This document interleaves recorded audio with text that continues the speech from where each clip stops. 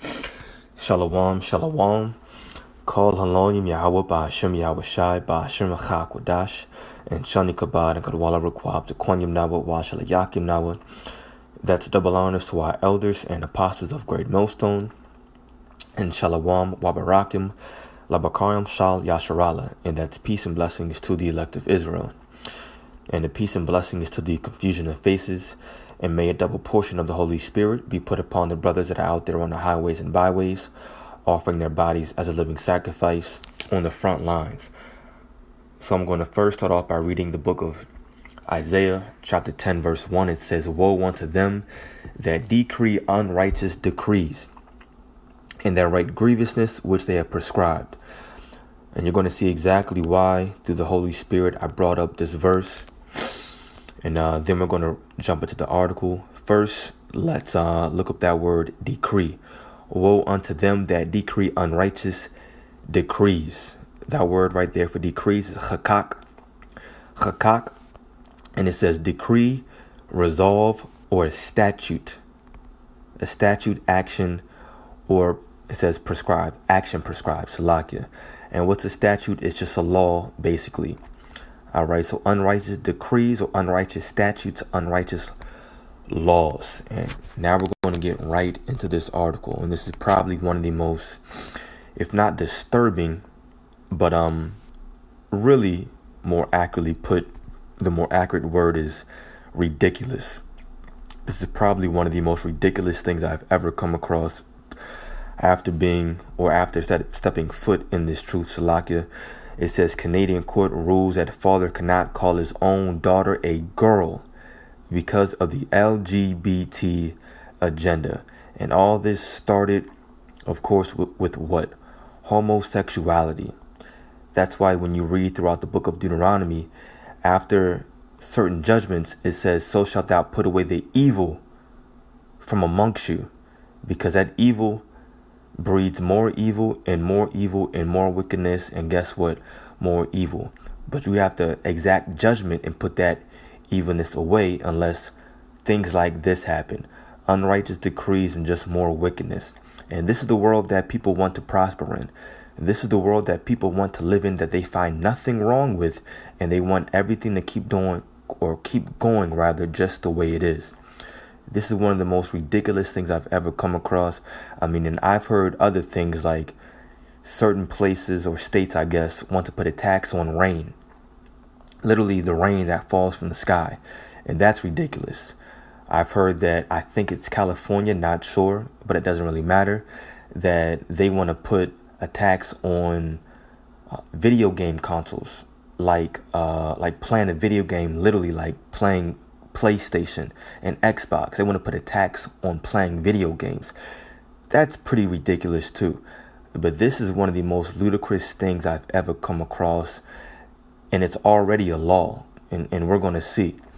All right, so this man cannot even enjoy his own daughter. It says parental rights have all but completely been thrown out the window for our child rearing neighbors to the north. They're talking about us in America, who at the behest of the Supreme Court of British Columbia, known as BC, no longer have a say in whether or not their underage children decide to undergo gender transition surgeries and associated chemical therapies in futile attempt to become the opposite sex. So here it is.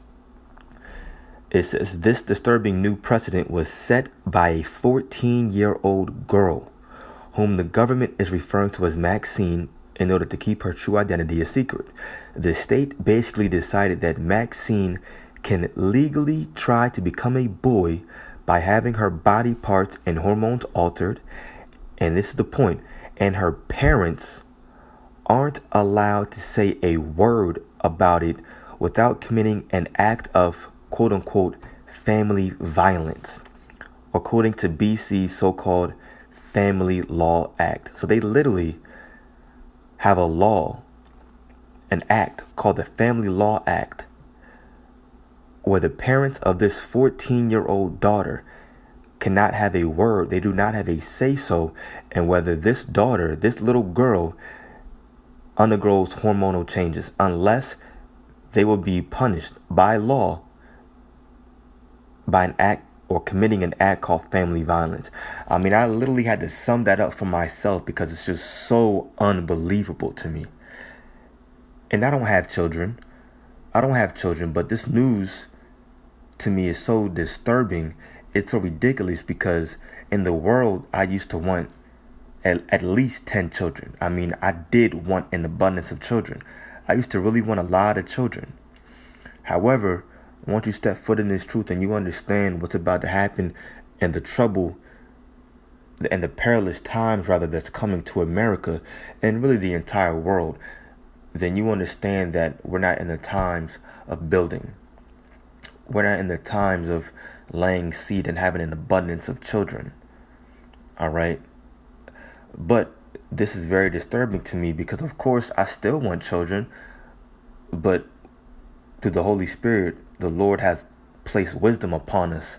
And we understand that, all right, the more spiritual decision is, of course, not to have children. But it's very disturbing because this is the world that we live in. And I know that brothers do have children, obviously. And literally, we have no say-so over our own children. They can be taken away from us at any given point. And now it's coming down to the fact that you can't even call your own child after their God-given pronoun. And we're going to read that to a he or a she, a him or a her. All right. It says, despite the fact that Maxine is both underage and mentally ill. Dang, she's underage and mentally ill. Check that out. And the fact that her parents wholeheartedly object to Maxine's wishes, the Canadian government has decided that she's somehow fully capable of making the life-altering decision to surgically alter her physical appearance as well as hormonally damage her God-given biology, all in the name of tolerance and love. Of course, that's what it's coming down to, tolerance and love. And you already know it must and it has to stem back to Christianity. Do as thou wilt. Do whatever you want. Change up anything. Do whatever. It says, even though, now we're going to skip past this because I want to get right to the points of this article. I don't really want too many opinions because I try to keep my videos moderately short. All right.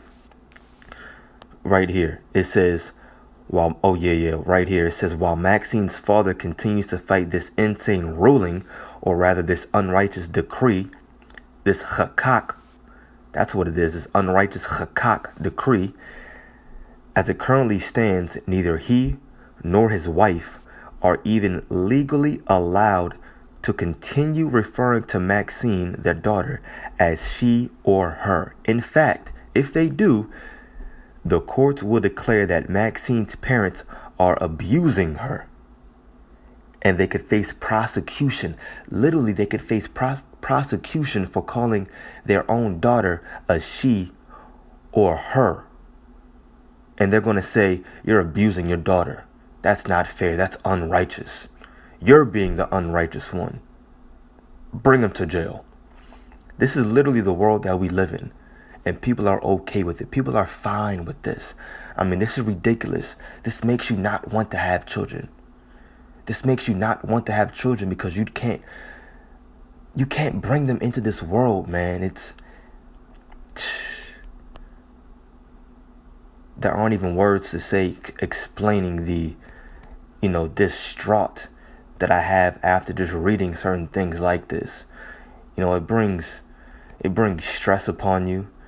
It brings, in a way, you just get a little bit, get a little down after reading things like this, man. I mean, God dang, you have to pray to the Lord that he just comes back soon, that he comes back soon, and that he, shortens these days because, man, it gets to a point where you just can't take reading certain things. You just can't take reading, all the wickedness that's happening to certain people and just these unrighteous decrees. I mean, a brother sent in our group chat a few weeks ago that this I'm just saying it for edification that this Catholic priest was prosecuted because it came out that he sexually abused over 200 children.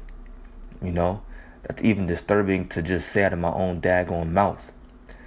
But that's the world that we live in. You know, that's the world that we live in. And once again, people are fine with this. You know, but that's why the Lord is coming back for those that are sighing and crying. You know, those that find these unrighteous decrees and all the wickedness that's happening in the world wrong, that find something wrong with it and that want a change, that want to change, that want to see the world as Yahweh Ba'ashim Yahweh Shai originally intended for us to live in.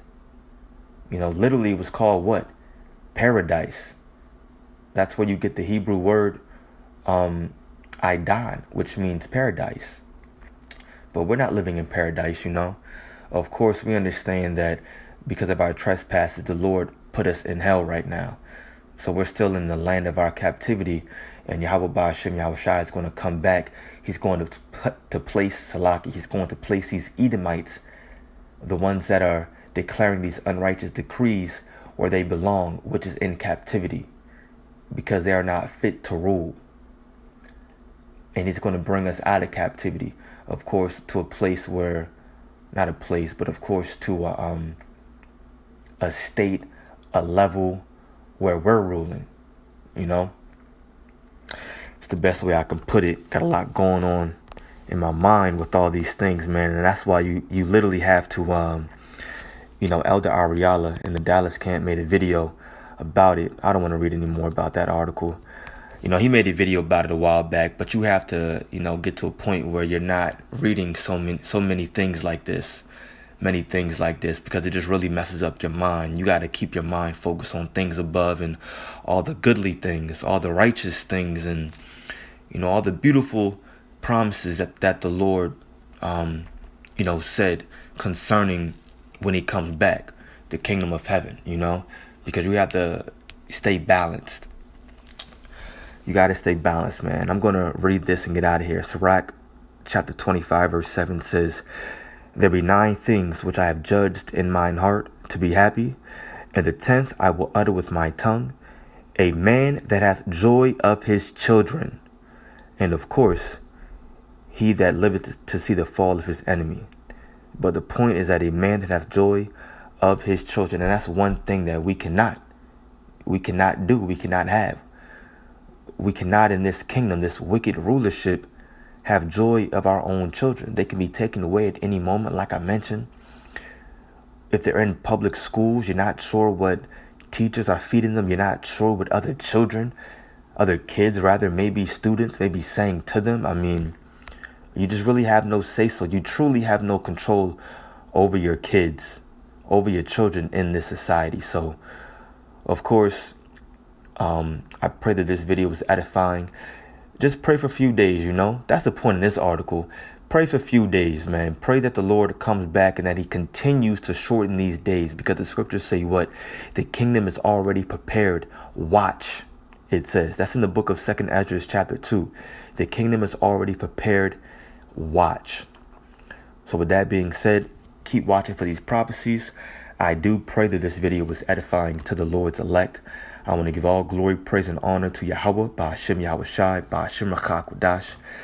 Double honors to our elders and apostles of Great Millstone, who rule well and who taught us his truth. And peace and blessings to the Lord's elect. Shalom.